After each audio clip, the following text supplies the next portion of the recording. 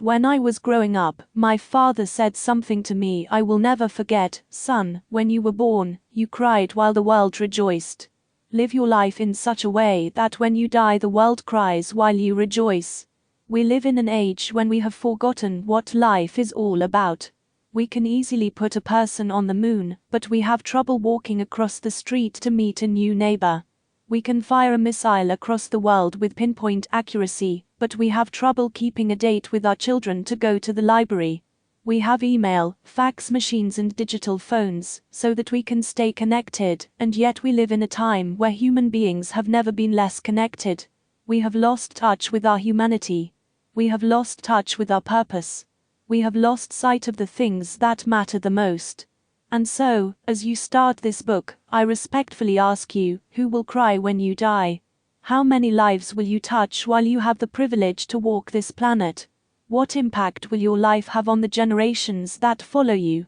And what legacy will you leave behind after you have taken your last breath? One of the lessons I have learned in my own life is that if you don't act on life, life has a habit of acting on you. The days slip into weeks, the weeks slip into months, and the months slip into years. Pretty soon it's all over and you are left with nothing more than a heart filled with regret over a life half lived. George Bernard Shaw was asked on his deathbed, "What would you do if you could live your life over again?" He reflected, then replied with a deep sigh, "I'd like to be the person I could have been but never was."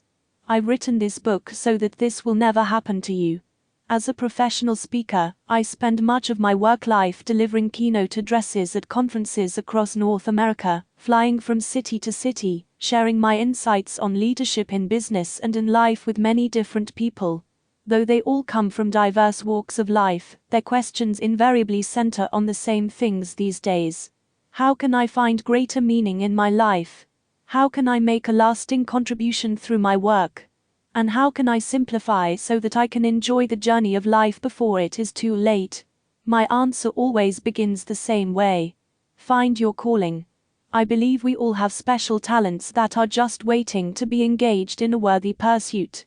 We're all here for some unique purpose, some noble objective that will allow us to manifest our highest human potential while we, at the same time, add value to the lives around us. Finding your calling doesn't mean you must leave the job you now have.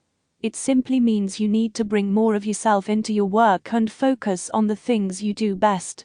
It means you have to stop waiting for other people to make the changes you desire, and, as Mahatma Gandhi noted, be the change that you wish to see most in your world. And once you do, your life will change.